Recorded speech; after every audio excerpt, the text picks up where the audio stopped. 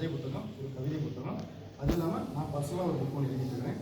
அந்த புக்கு பார்த்தீங்கன்னா எனக்கு முழு சப்போர்ட்டும் வந்து லைஃப் பிரின்சிபல் சார் அதில் வந்து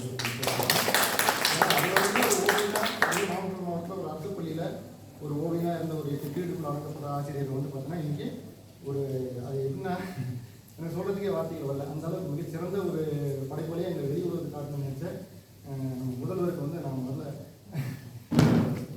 வேற நன்றி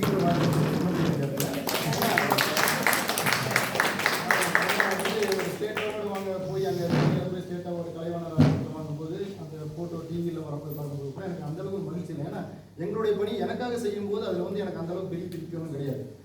ஆனால் இப்போ நான் செஞ்ச பணி அப்படின்றது மற்றவங்க பார்த்து அதன் மூலியமாக ஒரு பாராட்டு கிடைக்குது அப்படின்றது வந்து மிகப்பெரிய ஒரு வாய்ப்பு.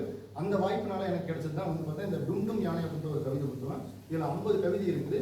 இந்த 50 கவிதைக்கும் பார்த்தீங்கன்னா 50 வகையான ஓவியங்கள் வரைஞ்சிருக்கிறேன்.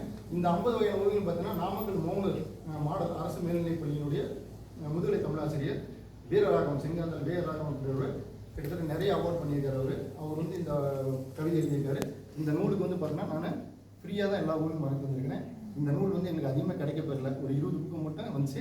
சரி அம்மா கையால் இதை தமிழ்நாட்டுக்கு கொண்டு வரணும்னு என்னுடைய ஆசை. ஐயாவுக்கு சொல்லும்போது அந்த வாய்ப்பு நீங்கள் பயன்படுத்திக்கிங்க அப்படின்னு சொன்னார். இப்போ இதை நான் அம்மாட்ட கொடுக்குறேன். அவங்களுடைய ஆசீர்வாதத்தோட செல்வம் சார் நீங்கள்